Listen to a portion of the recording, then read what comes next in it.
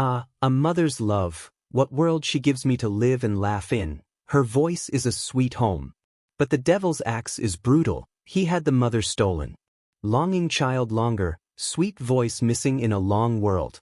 This morning within the noise of the shower a voice. Was it my imagination, I wonder, a trick of my brain? I sensed the whisper of a mother's voice, all white and warm. Accept me, take me, it said, and all my warmth. But something was wrong. I had the sense this was some fallen being, a trickster. It was a sort of dragon serpent in a cloak of white, a whitish smoke coiling around my body. How cruel that this creature deceived me in the place of need, to warm me up for hell. I understood at that moment how humans sometimes can yield up itself, its own position, its solid identity, its true self, for something else. How easy we choose to become less for another thing, to fuse our destiny with something else, becoming symbiotic in our confusion and pain, but this symbiosis will steal our destiny. In prayer once I had a sense that the Lord Himself said to me, pain causes a vortex. On my end I suppose a vortex is a thing that pulls that in incrementally, and that the narrow end at its end is not apparent at the wide spaces at the beginning, and that the pinpoint end of the vortex must be a swallowing point, a place of blindness. All things are narrowed in our mind. When the brain calculates pain in our psychology, it forms a unique habit, a way of thinking.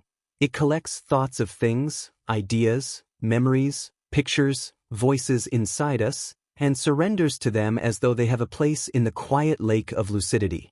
The vortex of pain causes the swirling collection. On another note, I wonder how demons, whatever devious creatures they are, can oppress, can have access to our minds. I suppose they can have access through what we think, if we think unclean thoughts. So thoughts themselves give a physicality, a space, to the demons. Perhaps demons can live in the past. I mean that our thoughts of the past allow demons of the past to live there.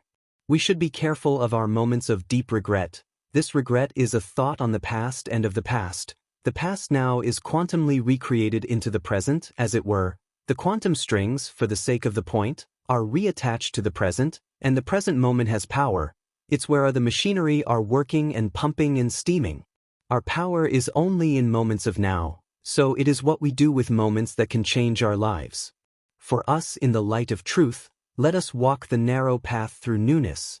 It is very narrow to enter, it is very wide to live in.